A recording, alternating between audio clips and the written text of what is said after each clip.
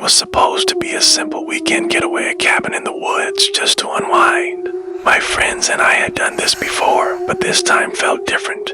The trees were taller, the air heavier. I couldn't shake the feeling that we were being watched. There were 5 of us, me, Claire, Josh, Maya, and Ethan. We'd known each other for years, but something about this trip felt off.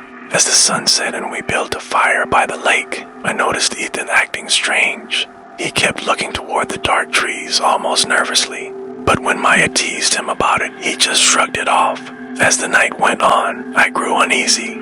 Ethan's mood seemed to shift, like he was distant, watching things in the woods that none of us could see. I chalked it up to the isolation, but then I saw it. The figures standing in the shadows just outside the trees. It was too far to make out clearly, but it looked like Ethan. I tried to dismiss it, but the figure didn't move. I glanced over at Ethan by the fire.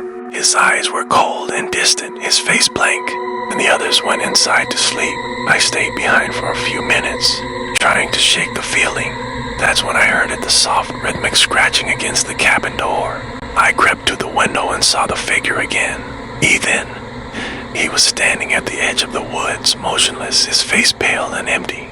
Voice whispered from outside, "Help me." I froze. It was Ethan's voice, but it was wrong, hollow, distant. I grabbed a flashlight and rushed outside. But when I turned the corner of the cabin, Ethan was already there, standing in the doorway, smiling. It wasn't his usual smile.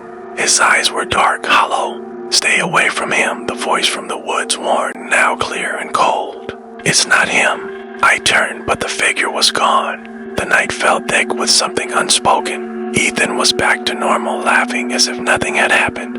But I knew something was wrong. Those eyes, they weren't his anymore.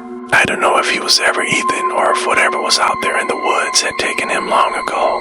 But one thing was certain, whatever we thought we knew about our friend wasn't real.